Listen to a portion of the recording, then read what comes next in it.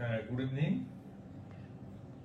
আজকে কোঠারি হসপিটালের তরফ থেকে একটা একাডেমিক ডিসকাশন, কিছুটা অ্যাওয়ারনেস প্রোগ্রামও বলা যায়, সচেতনতার পাঠ, এইভাবে আমরা আজকে শুরু করব। আজকে আমাদের টপিক অফ ডিসকাশন মানে আলোচ্য বিষয় হচ্ছে ফ্যাটি লিভার। আমরা আলাপ করিয়ে দিই আমাদের senior doctor gastroenterologist doctor Subrata Pal. Sir, আমার প্রথম প্রশ্ন, ফ্যাটি লিভার জিনিসটা কি? খুবই গুরুত্বপূর্ণ প্রশ্ন, কিন্তু তার আগেও আমি একটু বলে নিই, গত 1 বছর ধরে আমাদের এই যেভাবে আমাদের জীবন জীবিকা এবং প্রাত্যহিক যাপন, তাতে যে ধরনের সমস্যার সৃষ্টি হয়েছে, যে করোনা আমাদের যেভাবে আমাদের জীবনের আকাশে যেরকম অন্ধকারাচ্ছন্ন করে তুলেছে, তার প্রেক্ষিতে ফ্যাটি লিভারের কিছু প্রাসঙ্গিকতা আছে কিনা সেটাও আমরা আলোচনার মধ্যে নিয়ে আসবো। যেরকম হচ্ছে যে এই করোনার আবহে অধিকাংশ মানুষই বাড়ির মধ্যে বন্দী হয়ে আছেন, বলা যায় ঘরবন্দি। তো এই ঘরবন্দি হয়ে যাওয়ার ভয়ের কারণে কি হচ্ছে যে মানুষের প্রাত্যহিক অ্যাক্টিভিটিস, যেগুলো শারীরিক কসরত করা বা পরিশ্রম করা, এই কাজগুলো সব কমে গেছে। এইগুলো কমে যাওয়ার জন্য কি হয়েছে, তাদের একটা সেডেন্টারি লাইফস্টাইল হয়ে গেছে। সেই সেডেন্টারি লাইফস্টাইল হওয়ার জন্য তাদের মধ্যে একটা ফ্যাটি লিভারের প্রবণতা দেখা দিচ্ছে। এইটা এখনকার প্রেক্ষিতে ফ্যাটি লিভারের একটা প্রাসঙ্গিকতা। কিন্তু তারও আগে আমাদের আলোচনা আসতে হবে ফ্যাটি লিভার বলতে কি বোঝায়, ফ্যাটি লিভার মানে কি, এটা কি একটা অসুখ? ফ্যাটি লিভার, লিভারের ওজন আমাদের দেহে সাধারণত 1 কিলো 500 গ্রাম, 1500 গ্রাম লিভারের ওজন। তার মধ্যে নর্মাল ফ্যাট নর্মালি থাকে less than 5%। Less than 5% fat থাকলে সেটাকে গুরুত্বের মধ্যে আনার দরকার নেই, কিন্তু বেশিরভাগ ক্ষেত্রেই দেখা যায় ফ্যাটটা 10 থেকে 30% পর্যন্ত চলে যায়, এবং কখনো কখনো 60% পর্যন্ত চলে যায়। এবং এটা একটা ঠিক অসুখ বলা যাবে না, এটা একটা কন্ডিশন, একটা অবস্থা, যে অবস্থাটা অন্যান্য নানা ধরনের অসুখকে ইনভাইট করে বা আমন্ত্রণ করে নিয়ে আসতে পারে, এবং তার ক্ষেত্রে তার প্রভাবগুলো পরবর্তীকালে জীবনে আসতে পারে। কি কি হতে পারে ফ্যাটি লিভার থেকে? পরিণামটা কি ফ্যাটি লিভার? তাহলে কি আমরা ফ্যাটি লিভারকে অসুখ বলবো? এটা অসুখ নয়, এটা একটা অবস্থা, একটা কন্ডিশন। তার জন্য নানা কারণ দায়ী। জিনগত কারণও হতে পারে, খাদ্যাভ্যাসও হতে পারে, পরিশ্রমের অভাব হতে পারে, অন্যান্য অসুখের সঙ্গে হাত ধরে আসতে পারে, নানা কারণে হতে পারে, সেগুলো আমরা পরে আলোচনা করব। তো ফ্যাটি লিভার মানে হচ্ছে লিভারের মধ্যে ফ্যাট জমা, accumulation of fat in the liver. That is একদম simplest definition of fatty liver. পরিণামটা কি সেগুলো জানতে হবে।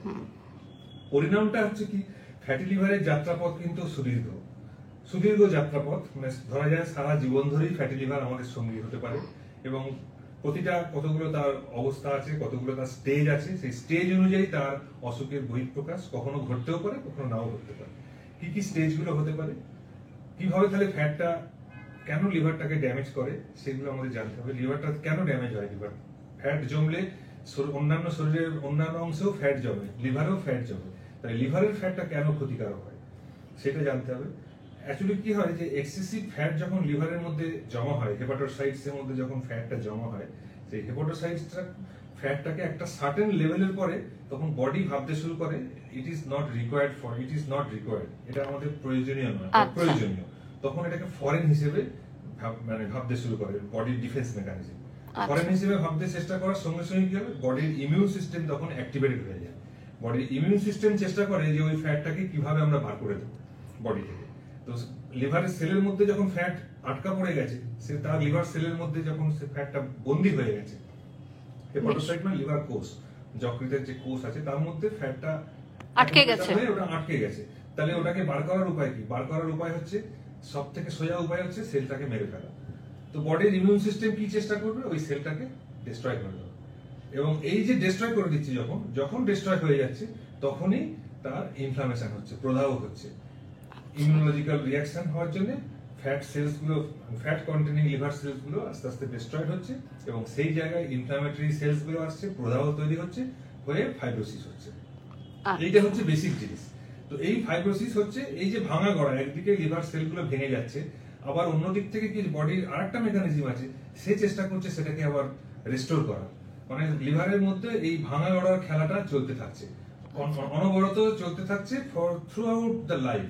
এটা চলতে থাকছে। এবং এই ভাঙা গড়ার খেলা খেলতে খেলতে একটা সময় আসবে যখন লিভার সেলটা সমস্ত আস্তে আস্তে নষ্ট হয়ে গেল, তার জায়গায় ইনফ্লামেটরি সেলস গুলো বেশি চলে এলো, হয়ে ফাইব্রাস টিস্যু তৈরি হয়ে যায়, একটা রবারের মতো ইলাস্টিক টিস্যু তৈরি হয় যেটা লিভার সেলকে রিপ্লেস করে দেয়, দিয়ে ওই ফাইব্রাস টিস্যু, সেটাকে বলে ফাইব্রোসিস।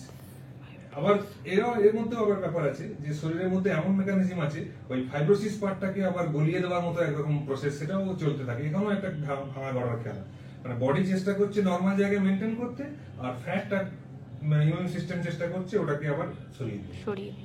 তো এই ভাঙা গড়ার খেলা খেলতে খেলতে একটা সময় আসবে ফাইব্রোসিস।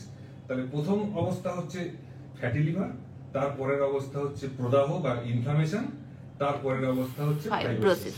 এইবারে তারপরের অবস্থা কি, এই ফাইব্রোসিস হতে হতে ফাইব্রোসিস চলছে, এদিকে ইনফ্লামেশন চলছে, ওদিকে বডি চেষ্টা করছে ইনফ্লামেশনকে থামাতে, ওদিকে বডির যেগুলো ফাইব্রোনালাইটিক আছে সেগুলো চেষ্টা করছে ফাইব্রোসিসটাকে সরিয়ে দিতে। এই করতে করতে লিভারের মধ্যে রিজেনারেটিভ নোডিউলস তৈরি হচ্ছে। রিজেনারেটিভ নোডিউলস মানে কি, liver cells, normal functioning liver cell তৈরি হচ্ছে। এইগুলো চেষ্টা করছে কি, যখন লিভারের মধ্যে জায়গা নেই, লিভারের জায়গাটা সংকীর্ণ হয়ে গেছে, ম্যাক্সিমামটাই ফাইব্রোসিস দিয়ে রিপ্লেস হয়ে গেছে, কিছু কিছু জায়গায় কিছু কিছু হেপাটোসাইটস পড়ে আছে, সেই হেপাটোসাইটস গুলো চেষ্টা করছে যে আমরা একটু বেশি করে গ্রো করি, করে আমাদের কাজটা করি, করতে গিয়ে যে বডিটাকে বাঁচিয়ে রাখি, সেটা হচ্ছে লিভার নোডিউলস। সেটা হচ্ছে সিরোটিক স্টেজ হয়ে গেল। এইবারে এই সিরোসিস হলো, সিরোসিসের পরে আবার স্টেজ আছে। সিরোসিস যখন হয়ে যাচ্ছে, সিরোসিস হলে কি হবে, লিভারটা আরো শক্ত হয়ে গেল, আরো স্টিফ হয়ে গেল, তার ফাংশনাল ক্যাপাসিটি আস্তে আস্তে কমতে শুরু করলো, লিভারের যে সমস্ত কার্যকরী ক্ষমতা সেগুলো কমে যাবে।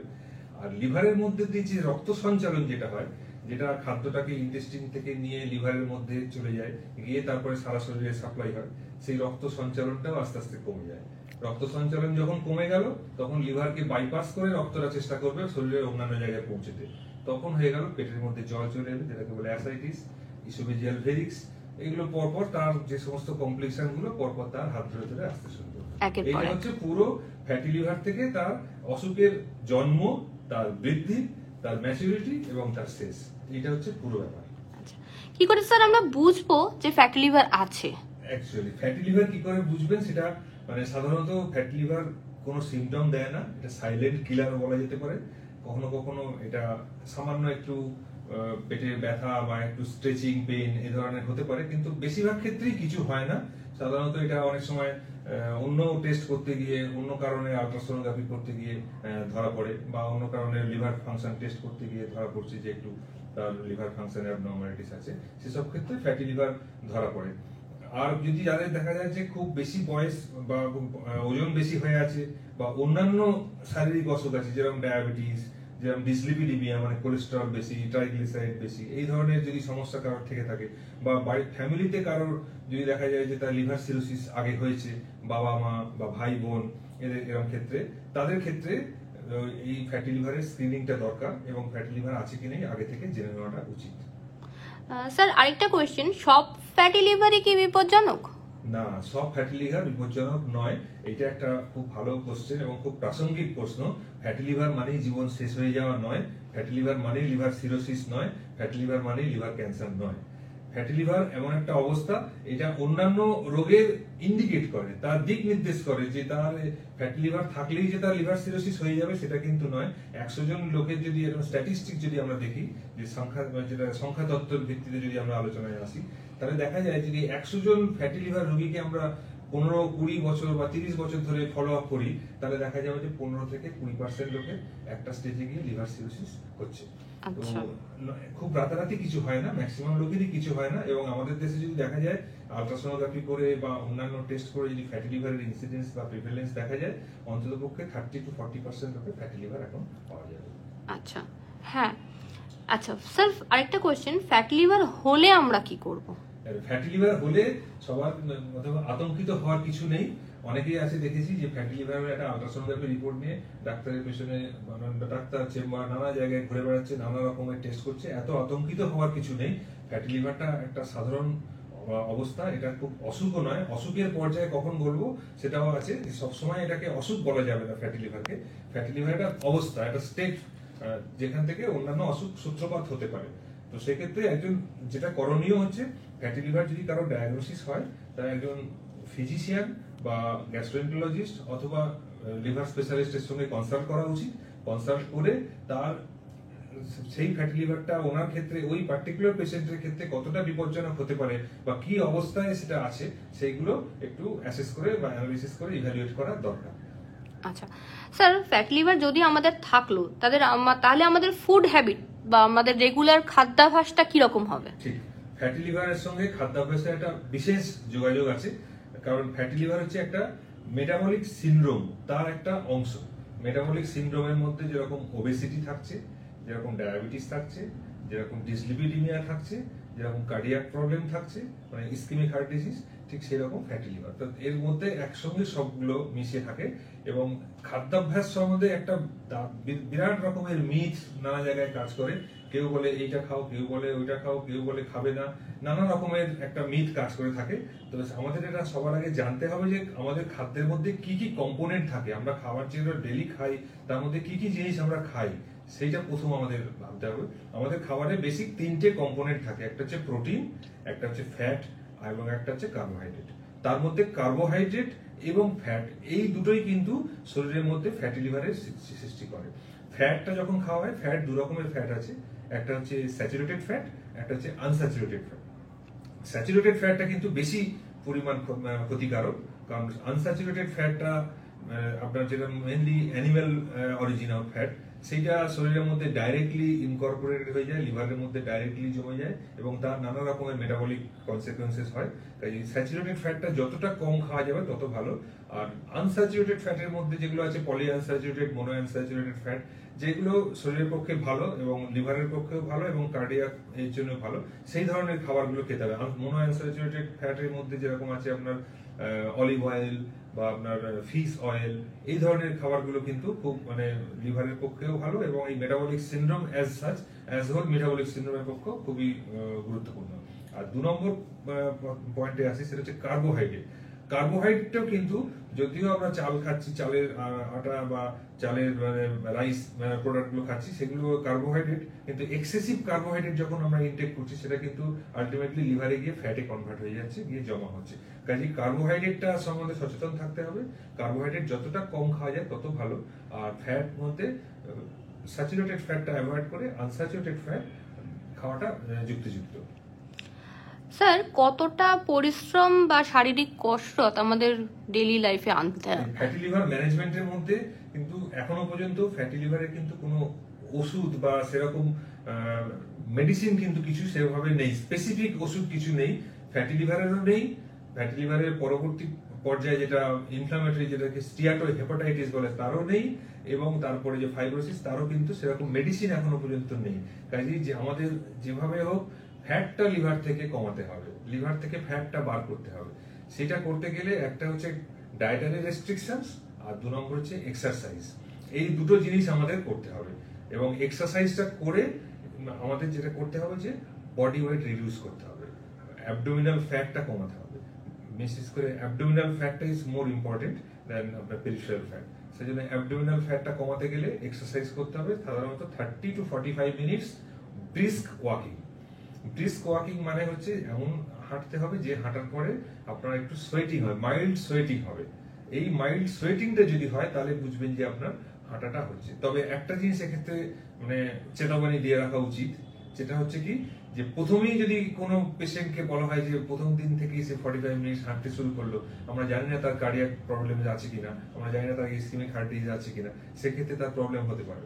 সেই জন্য হাঁটাটা কিন্তু চিকিৎসকের সঙ্গে পরামর্শ করে এক্সারসাইজটা শুরু করা উচিত। প্রথমেই ঝাঁপিয়ে পড়ে হাঁটলাম আর ঝাঁপিয়ে পড়ে একদম অ্যাগ্রেসিভ ওয়েট লস করতে শুরু করলাম, সেটা কিন্তু কোনো কাজের কথা নয়। এবং যেটা নিয়ম হচ্ছে 10% বডি ওয়েট লস করতে হবে, তাহলেই দেখা যাবে যে আস্তে আস্তে 10% body weight loss over a period of 6 month. তার মানে মোটামুটি 2 কিলো করে যদি ওজন, কারোর একটা প্রমাণ সাইজের মানুষ যদি 2 কিলো করে যদি ওজন কমানো যেতে পারে পার মান্থ, তাহলে কিন্তু তার ফ্যাটি লিভারের থেকে, লিভার থেকে ফ্যাটটা বেরিয়ে যাওয়ার চান্সটা অনেক বেশি ভালো থাকবে। আচ্ছা, ওজনের প্রসঙ্গে আসি স্যার, কতটা ওজন আমাদের কমাতে হবে? এবারে জানতে হবে তাহলে আমাদের কতটা ওজন, আইডিয়াল ওজন কত। একজন মানুষের আইডিয়াল ওজনটা তাহলে তার ধারণা থাকা উচিত। আইডিয়াল ওজন বোঝার জন্য খুব সহজ পদ্ধতি আছে, সেটা হচ্ছে একটা মানুষের হাইটটা যদি আমরা সেন্টিমিটারে মেপে নিই, সেন্টিমিটারে মেপে তার থেকে 100 মাইনাস করে দিলাম। তাহলে যেটা পড়ে থাকবে সেটাই তার আইডিয়াল ওয়েট। এইটা আচ্ছা। হচ্ছে খুব সব থেকে, এছাড়া আরো অনেক রকমের প্যারামিটারস আছে, অনেক রকমের ফর্মুলা আছে, বিএমআই ক্যালকুলেশন আছে, সেগুলো ক্যালকুলেটর দিয়ে করতে হয়। কিন্তু এটা হচ্ছে সব থেকে সহজ পদ্ধতি, যে কেউ করতে পারে। তার সেন্টিমিটারের হাইটটা মেপে নিল, তার থেকে -100 করে যেটা পড়ে থাকবে সেটা হচ্ছে তার আইডিয়াল ওয়েট। এবং আইডিয়াল ওয়েটটা যা থাকবে তার থেকে যতটা বেশি থাকবে সেটাকে আস্তে আস্তে কমাতে হবে। ওই যে বললাম 10% ওভার 6 মান্থ পিরিয়ড। আচ্ছা আচ্ছা, এক্ষেত্রে কি ওষুধ বা মেডিটেশনের দরকার পড়ে? ওষুধের ব্যবহারটা খুব সীমিত, ওষুধ সেরকম ভাবে কিছু নেই। তবে কিছু কিছু এক্সপেরিমেন্টাল মেডিসিনস এখন আছে। সেই এক্সপেরিমেন্টাল মেডিসিনস গুলো, যেগুলো অ্যান্টি ফাইব্রোটিক মেডিসিনস বা অ্যান্টি ইনফ্ল্যামেটরি মেডিসিনস, এইগুলো কখনো কখনো ব্যবহার করা হয়। এছাড়া যদি কোনো আরো কিছু অসুখ থাকে, কোমরবিড কন্ডিশনস থাকে ফ্যাটি লিভার বা স্টিয়াটোহেপাটাইটিসের সঙ্গে, যেরকম হচ্ছে আপনার যদি ডায়াবেটিস থাকে, তার ডায়াবেটিসের জন্য তার ওষুধ খেতে হবে। যদি তার ইসকিমিক হার্ট ডিজিজ থাকে, তার মেডিসিন আলাদা করে খেতে হবে। বা যদি হাইপোথাইরয়েডিজম থাকে, তার মেডিসিন আলাদা করে খেতে হবে। আর কিছু কিছু ডায়াবেটিসের ওষুধ আছে, সেগুলো দেখা গেছে সেই ডায়াবেটিসের মেডিসিন গুলো যেরকম ডায়াবেটিসের ক্ষেত্রেও উপকারী, সেরকম ফ্যাটি লিভার বা লিভার ফ্যাট কমানোর ক্ষেত্রেও উপকারী। সেই ওষুধগুলো পরপর ব্যবহার করতে হবে। আচ্ছা স্যার, আরেকটা কথা, সার্জারি করে কি ফ্যাট লিভারের চিকিৎসা করানো যায় বা এটা কি সম্ভব? এইটা একটা বিরাট বড় কোশ্চেন। বিশেষ করে সার্জারির রোলটা কি, সার্জারিটা কখন আমরা করব। সার্জারি করে ফ্যাটি লিভারের রোল, ফ্যাটি লিভার কমানোর সার্জারি আছে, বিশেষ করে যারা morbid obesity, not for all. Morbid obesity মানে যাদের বিএমআই মোর দ্যান 40, 38, 40 বা 45 এরকম বিএমআই হয়ে গেছে, যারা মরবিড ওবেসিটি, সেই সব ক্ষেত্রে দেখা গেছে যে মরবিড ওবেস পেশেন্টদের ক্ষেত্রে যদি আমরা ব্যারিয়াট্রিক সার্জারি করি, ব্যারিয়াট্রিক সার্জারি করে যদি আমরা ওয়েটটা কমানো হয়, স্টমাকের ক্যাপাসিটি কমিয়ে দেওয়া হয় বা বাইপাস করে দেওয়া হয় খাবারটা, সেক্ষেত্রে কিন্তু দেখা গেছে ফ্যাটি লিভার কমে যায়। কিন্তু এক্ষেত্রে একটা সচেতনতার ইয়ে আছে, সেটা হচ্ছে কি যে সমস্ত পেশেন্টের কিন্তু ব্যারিয়াট্রিক সার্জারি প্রযোজ্য নয়। কারণ ফ্যাটি লিভারটা কি অবস্থায় পৌঁছে গেছে, কারণ সাধারণত যারা ব্যারিয়াট্রিক সার্জারিতে যায় অনেক সময় দেখা যায় তাদের লিভারটা অলরেডি অ্যাডভান্স ফাইব্রোটিক স্টেটে চলে গেছে বা অ্যাডভান্স সিরোটিক স্টেটে চলে গেছে। সেক্ষেত্রে কিন্তু হিতে বিপরীত হতে পারে ব্যারিয়াট্রিক সার্জারি করাটা। সেজন্য ব্যারিয়াট্রিক সার্জারিটা সাধারণত একটু আর্লি স্টেজে করলে ফ্যাটি লিভার বা লিভার ফাইব্রোসিসটাকে, প্রোগ্রেশনটাকে কমাতে পারে। আচ্ছা স্যার, এন্ডোস্কোপি করে কি ফ্যাটি লিভারের চিকিৎসা করা যায়? এন্ডোস্কোপি করে ফ্যাটি লিভারের চিকিৎসা করা যাবে না, কিন্তু এন্ডোস্কোপি করে ওজন কমানো যায়। কিন্তু এই ব্যারিয়াট্রিক সার্জারি যে আলোচনাটা করলাম, ব্যারিয়াট্রিক সার্জারিটা একটু কম্বারসাম প্রসিডিওর এবং এটা অনেক খরচ সাপেক্ষ প্রসিডিওর বলা যায়। সেক্ষেত্রে আরেক ধরনের পদ্ধতি আছে যেটা এন্ডোস্কোপিক পদ্ধতি। সেই পদ্ধতিতে যদি আমরা ব্যবহার করি তাতে ওজন কমানো যায় এবং এটা টেম্পোরারি। ব্যারিয়াট্রিক সার্জারি যদি আমি একবার করে দিলাম তো সেটা তো পার্মানেন্ট তার থেকেই যাবে। কিন্তু টেম্পোরারি যেটা মনে করুন ফর দ্য টাইম বিং আমি ওয়েটটা কমাতে চাইছি, ওয়েটটা কমে গেল, ফ্যাটি লিভার নর্মালে চলে এলো, তখন আবার আমি নর্মাল লাইফে ফিরে এলো, সেরকম কিছু কিছু পদ্ধতি এখন বেরিয়েছে। যেরকম মনে করুন কেউ হয়তো একটা কোনো রিক্রুটমেন্টে যাবে, তার ওবেসিটির জন্য তার হয়তো চাকরি আটকে যাচ্ছে, বা কোনো মহিলা হয়তো 6 মাস পরে তার বিয়ের ডেট ফিক্স আপ হয়েছে, সে চাইছে যে আমি একটু ওজনটা কমাবো, করবে একটু দেখতে ভালো হবো। সেসব ক্ষেত্রে কিছু এন্ডোস্কোপিক প্রসিডিওর আছে, যেরকম আছে স্টমাকের মধ্যে গিয়ে আমরা একটা বেলুন ফুলিয়ে রাখলাম, খাওয়াটা ওখানে ক্যাপাসিটি কমে গেল, সে কম খেতে পাবে বা তার খাওয়ার ইচ্ছাটাই কম থাকবে। যেহেতু স্টমাকটা সবসময় ফুলে থাকছে, তার মানে ওর খাওয়ার স্যাটিসফ্যাক্টরি সেন্টারটা সবসময় স্যাটিসফাইড হয়ে থাকছে, সেক্ষেত্রে তার খিদে কমে যাবে, তার অটোমেটিক্যালি তার ওয়েটটা কমতে শুরু করবে। আবার যে 6 মাস 3 মাস থাকলো, আবার বেলুনটা যখন দেখলাম আমাদের কাঙ্ক্ষিত ওজনটা ফিরে এলো, আমরা তখন বেলুনটাকে আবার ডিফ্লেট করে এন্ডোস্কোপির মাধ্যমে বার করে নিলাম, আমরা হয়ে গেল। এই একটা পদ্ধতি হতে পারে।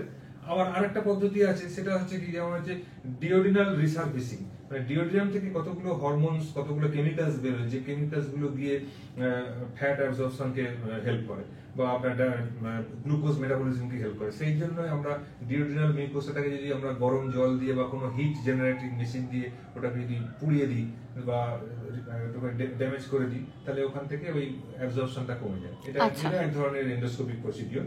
তো এইগুলো করে ওজন কমানোর ওষুধ, এগুলো এই পদ্ধতি, কিন্তু এগুলো দিয়ে ফ্যাটি লিভার কমানো যায় না। কিন্তু এটার রেজাল্ট ফ্যাটি লিভারের উপরে পড়বে এবং এই ওজনটা যখন কমে যাবে তখন কিন্তু ফ্যাটি লিভারটা আস্তে আস্তে ইমপ্রুভমেন্ট ইনডিরেক্টলি কাজ করবে। Thank you sir, thank you very much একটা খুব সুন্দর আমাদের সাথে কনভারসেশন শেয়ার করার জন্য।